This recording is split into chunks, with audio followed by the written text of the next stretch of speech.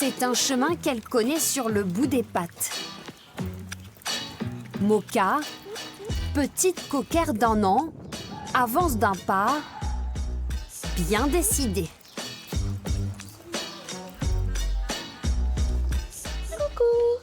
Tu dis bonjour, Moka?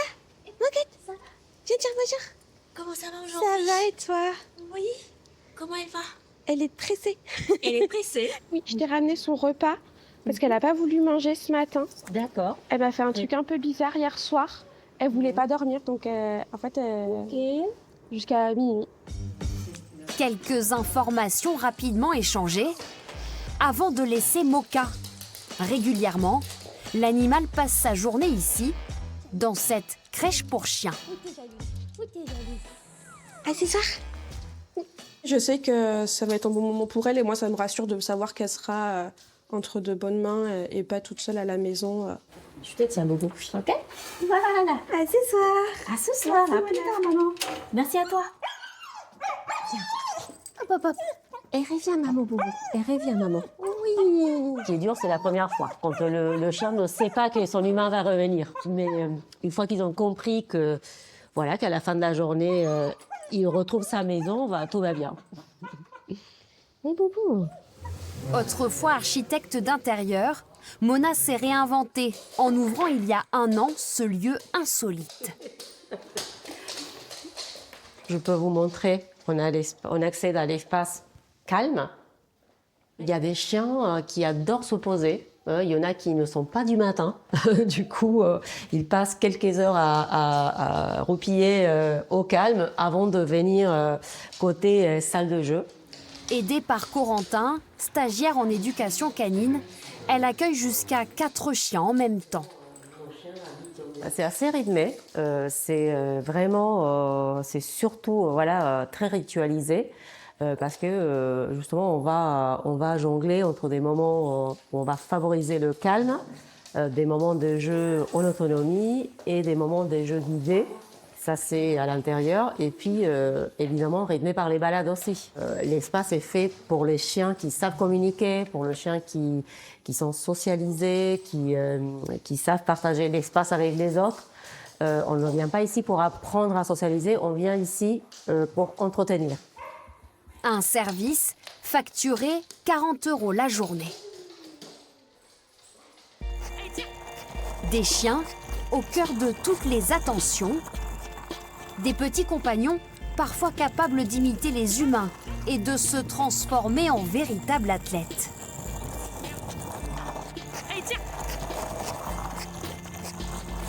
Sur son longboard, Marvel, ce beagle de 10 ans, attire tous les regards.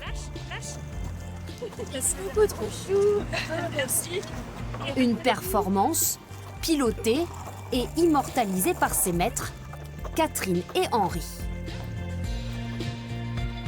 Couché. Couché. Bouche. Oui. Et là? C'est des chiens qui sont très énergiques et il a fallu trouver quelque chose pour lui dépenser son énergie. Et on a trouvé le skateboard et puis finalement il a aimé, c'est lui qui l'a choisi dans un magasin de sport. Il montait dessus, il s'est assis, on s'est dit pourquoi pas. Au pire s'il aime pas on revendra le skateboard, mais non, ça lui a plu direct. Et puis on le voit parce qu'il sourit, il remue la queue, il est content comme tout. Et puis c'est devenu notre activité principale. Des moments de vie qu'il partage sur les réseaux sociaux. Elle est chouette, celle-là. Ouais, j'aime bien. Moi, ce que j'aime bien, c'est le petit bond là qui me fait à chaque fois devant. Où Marvel est suivi par plus de 30 000 personnes, des vidéos parfois sponsorisées, une activité qui leur permet surtout de passer du temps tous les 3. Marvel, c'est une partie intégrante de notre famille. Hein, Didi? Bah oui. Allez, vas-y, on parle de moi, je m'en vais. Il est constamment avec nous. Oui, c'est plus que... Avec lui. Il est présent, on va dire quoi, 90%. 8. Du temps avec nous, donc on travaille quand même. Oui, on travaille. Non. mais donc oui, c'est un animal de compagnie, mais qui est très très présent. Ouais. Avoir un chien, un investissement humain, mais aussi financier. Très joli ça. C'est très très beau ça. Ça aussi, c'est tellement drôle. Bon. Ça, c'est quelque chose que vous pourriez acheter? Me regarde pas. Alors, Me regarde pas. oui sur un coup de tête, non avec lui. Dans cette boutique où tout est pensé pour les chiens, facile de craquer pour des accessoires ou des petites gourmandises. On va vous prendre 2 cafés si vous voulez. Espresso ou allongé? Allongez plutôt. Allongé. Ouais, 2 allongés alors à ce moment-là. Merci. Et pour Marvel, vous les... Et ben, je pense qu'il a choisi. Justement sur les... Ah ben ça c'est dur de résister, hein. Son devant. Il les a sentis. Il est très gourmand. C'est un gros gourmand. Il a fait son sport ce matin, donc du coup... Et donc là, qu'est-ce que vous lui avez pris? alors madame vous dira plus. C'est un petit ourson de Pâques, c'est banane peanut butter. Rien n'est trop beau pour le petit Beagle. Ah, ça va être bon. Oh, il a faim ce chien. Depuis qu'il est entré dans leur vie, ses maîtres ont dépensé des milliers d'euros pour lui. On est à peu près à 12 000 € en 10 ans. Ouais, en arrondissant, ça peut être un tout petit peu plus, je pense. On le fait naturellement, voilà, parce qu'il y en a besoin. Il y a besoin de l'emmener chez le vétérinaire, il y a besoin de lui prendre une mutuelle pour être plus serein sur des accidents ou des possibles maladies qui peuvent venir avec le temps. Il a besoin de bien manger aussi, une bonne alimentation.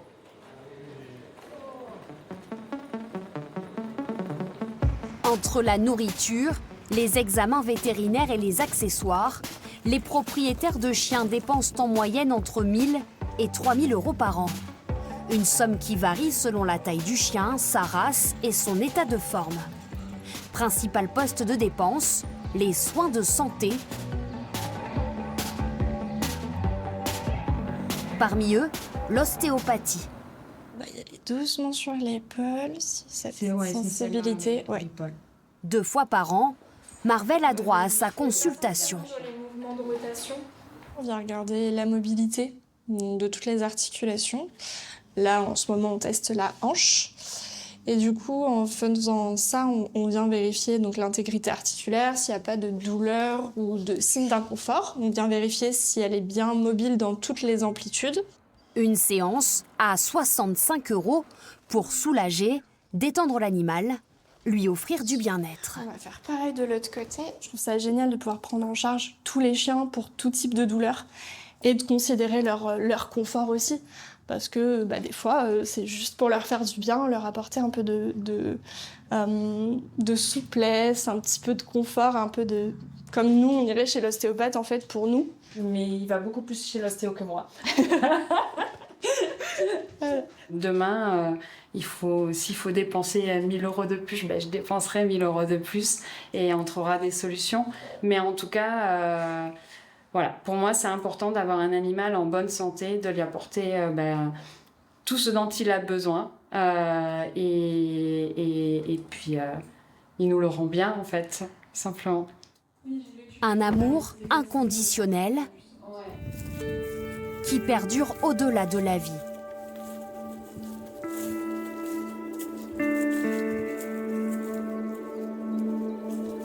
En février dernier, David a perdu Lanko, son berger australien de 9 ans et demi, décédé après avoir été empoisonné par de la mort au rat.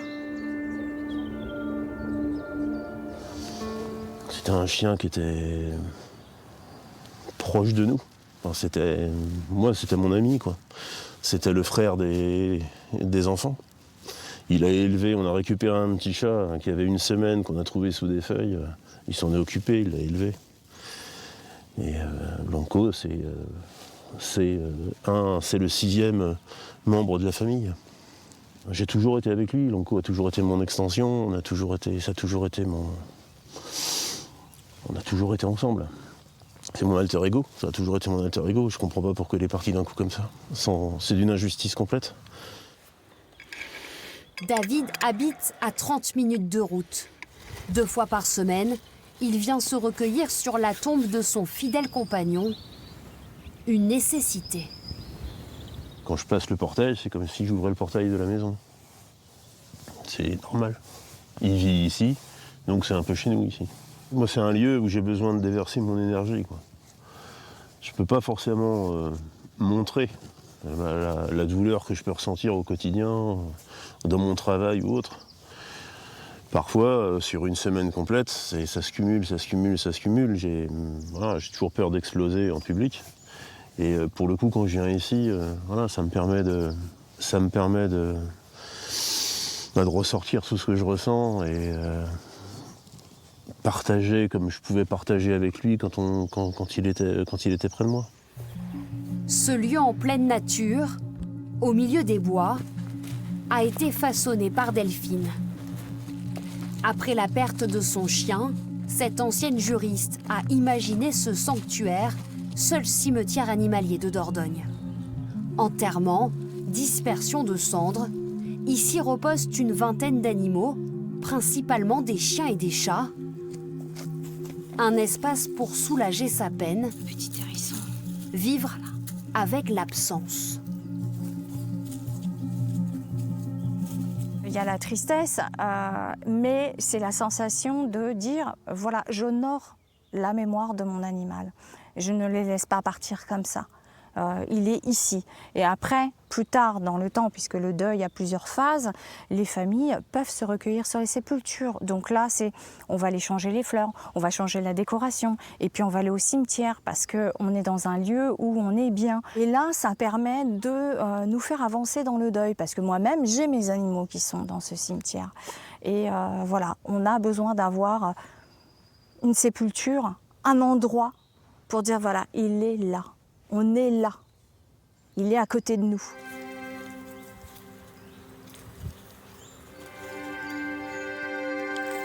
Apprivoiser sa douleur. Accepter la perte de son animal.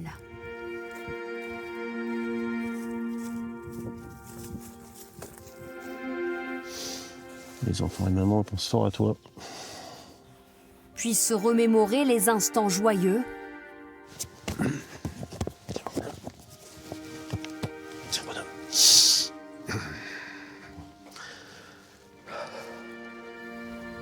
Et avec le temps, réussir à faire son deuil.